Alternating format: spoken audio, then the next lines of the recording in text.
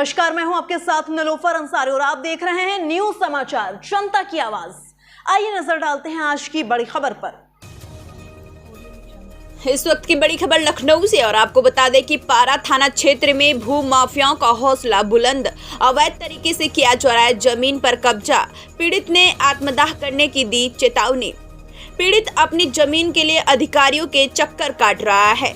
लखनऊ पारा थाना क्षेत्र अंतर्गत में एक किसान की जमीन पर भू माफियाओं द्वारा अवैध कब्जा करने का मामला सामने आया है।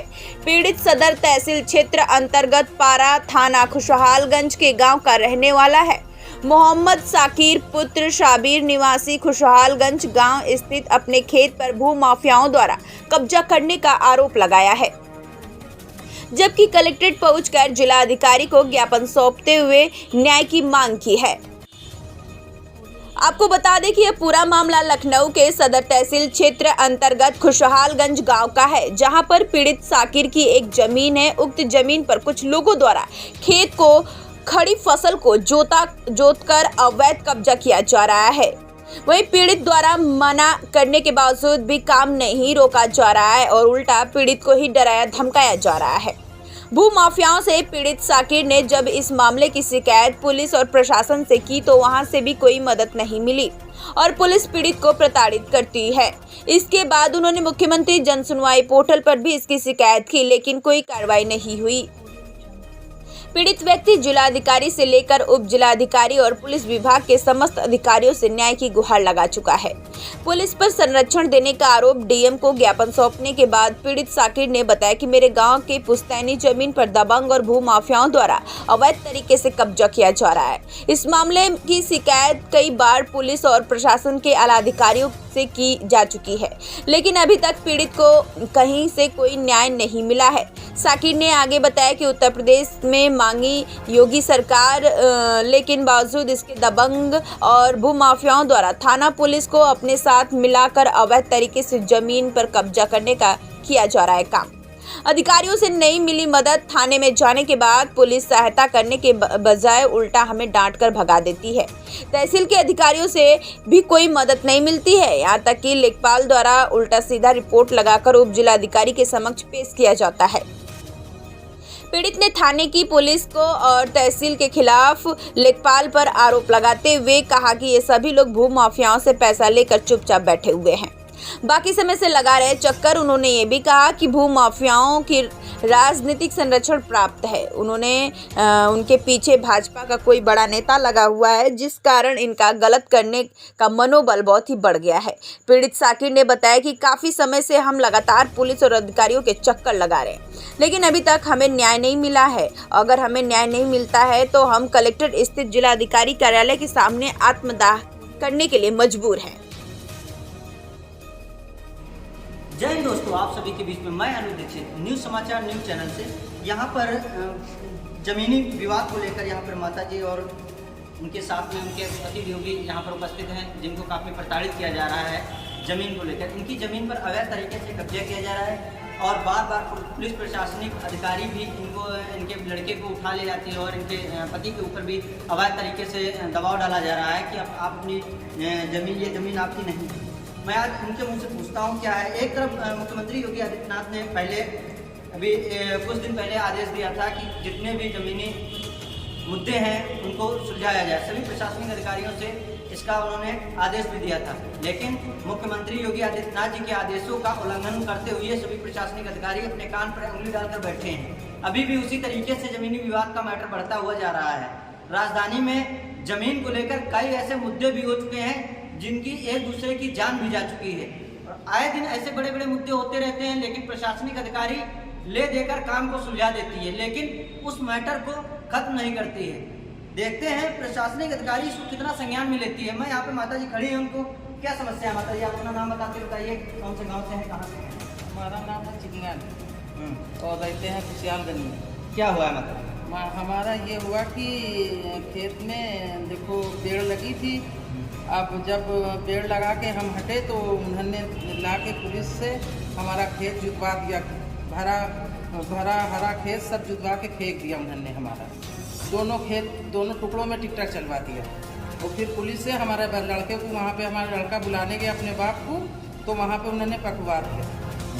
तो जब छुड़ाने के लिए गए, कोई मेरे लड़के ने कोई किसी का कत्ल तो किया नहीं है, किसी को मारा तो था नहीं, बस उसने ये कहा कि तुम्हारी 84 जहाँ पे हो, 84 नंबर वहाँ पे आप ज़मीन ले लीजिए, और जहाँ पे मेरी 75 है वहाँ पे हमें छोड़ दीजिए। हम देने के लिए भी तैयार हैं, 84 नंबर की जहाँ पे तुम्हारी निकल गया, हमारे खेत में निकले तो हम अपने खेत से भी ज़मीन दे देंगे, मगर वो मानने के लिए कोई तैयार ही नहीं है। पुलिस को रुपया भरे दे रहे हैं, हम चौकी थाने जा रहे हैं, अपने कागज दिखा रहे हैं, हमारी कोई सुनवाई हो ही नहीं है। इसका मुद्दा पहले आपका कोर्ट या किसी चीज़ में चल रहा है? हमारा मुकदमा चल रहा है। जब मुकदमा चल रहा है तो फिर क्यों मिलेगा? जब मुकदमा भी हमारा चल रहा है, हर पेशी पे जा भी रहे हैं, फिर भी कोई ना कोई तरीके से बहाने से बुला लेते हैं चौक थाने में और वहाँ पे बंद कर देते हैं। ऐसा क्यों है? जब हम पैसा भी दे रहे हैं, सब कुछ दे रहे हैं, वो छोड़ने के लिए तैयार नहीं। जो हम कागज दिखा रहे हैं, नक्शा दिखा रहे हैं, अपनी जमीन का कागज भी दिखा रहे हैं, वो देखने तक के नहीं तैयार। कितने दिनों से ये विवाद चला रहा है? ये विभाग चला रहा है 7 महीने हो गए। ऐसा कोई उनसे आपका लेन देन हुआ था? हमारा लेन देन ये हुआ था कि हमने बेची थी जमीन दूसरे के हाथ, उसमें ये पार्टनर बन गए। ये पार्टनर बन गए तो चलो हम जब भी तैयार हो गए, हमने कहा उनकी जिसको हमने 12 बिस्वे बेची तो 6 बिस्वे उनके नाम रजिस्ट्री कर दी। उन्होंने 1.5 साल के बाद रजिस्ट्री करा ली, तो बची इनकी ज़मीन हम्माद मियाँ की। हम्माद मियाँ ने हमें 4,70,000 दिए। उसके बाद में कहा 4,70,000 में हम अपनी गरीबी में पूरा सारी ज़मीन ही इनको दे दें। वो तो हमारी पूरी ज़मीन पे कब्जा कर रहा है। आप जो उनसे पैसा लिए हैं उसका ज़मीन देना चाह रहे थे? हम ज़मीन पहले देना चाह रहे थे, मगर अब इससे नहीं देंगे। जब वो हमारे हर बच्चे पे केस लगाए पड़े हैं, हर मुकदमे लगा रहे हैं, वो सब पुलिस हमारी कोई सुनवाई नहीं करी। हमने भी 100 नंबर बुलाई, हमारी उन्होंने कोई सुनवाई नहीं आप करी। उनका पैसा वापस करना चाहिए? हम पैसा जब हम ये जब मुकदमा सब कुछ हट जाएगा, हम अपनी ज़मीन, गरीब इंसान है, हमारे पास धरा तो है नहीं रुपया, हम जब ज़मीन बेचेंगे उनका रुपया लौटाने के लिए तैयार है। भू माफियाओं के आए दिन हौसले बुलंद होते जा रहे हैं। जब किसान अपनी ज़मीन देने के लिए भी राजी था, लेकिन तब भी वो लोग नहीं मान रहे हैं। उनका कहना है कि जो उनकी ज़मीन है उस ज़मीन पर वो कब्जा करें, लेकिन प्रशासनिक अधिकारी उस विषय पर नहीं ध्यान दे रहे हैं और उनके लड़के को उठाया जा रहा है, उनके पति को उठाया जा रहा है, आए के दिन प्रताड़ित किया जा रहा है। इस विषय पर यह लोग काफ़ी परेशान हैं। बुजुर्ग यहाँ पे उपस्थित हैं, उनका कहना है कि जो इसी तरीके से आए दिन प्रताड़ित किया गया तो मैं आत्महत्या कर लूँगा। इस विषय पर जो है कई बार इन्होंने प्रयास भी किया है, अपने लड़के के द्वारा उनकी जान बचाई गई। दादा आपका क्या कहना है, आगे क्या हुआ? हमारा ये कहना है कि हमको बहुत परेशान किया जा रहा है। कितने दिनों से? तुम बात करो। अरे आप रोइए नहीं, बताइए क्या दिक्कत समस्या है? बहुत परेशान होते हैं, कभी ये चीज़ें हम पढ़ेंगे। ऐसा क्या हुआ है, कैसे क्या हुआ था? बहुत हमको परेशान किया जा रहा है। 4 मरतबा हमको बंद कर चुके हैं। वहाँ से ले दे के पुलिस ने उनको पैसा भर दिया, हमको छोड़ा नहीं और हमको धमका रहे हैं, डरा रहे हैं और उन्होंने हमको हर बात की धमक दी, मारने के लिए धमक दी। कौन मारने के लिए कौन था? ये आम आदमी थे, उनके भाई थे। इन्होंने हमको बहुत जास्ती की। हमारा हरा भरा खेत, धान हमारा लगा हुआ था, हमारा खेत ही सब जोड़ डाला। जोतने के बावजूद हमको खाने वहाँ ले जाते हैं, मगर दरोगा बुलाते हैं, वो हमारी कुछ सुनते नहीं। पारा था। ये हमारा दर्शन है आपसे कहने का।